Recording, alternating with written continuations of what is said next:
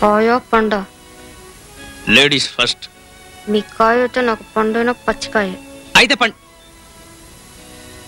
అయితే పండేనన్నమాట. నాకు పండే. జీతం?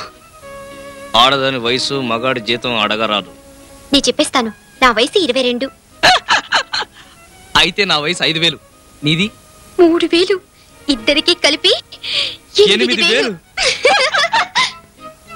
ఒకటి. ఇంకోటి. నాకోటి.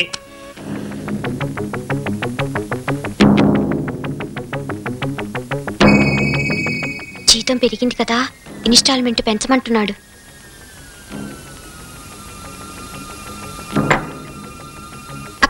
బిల్లు ఎక్కడివు?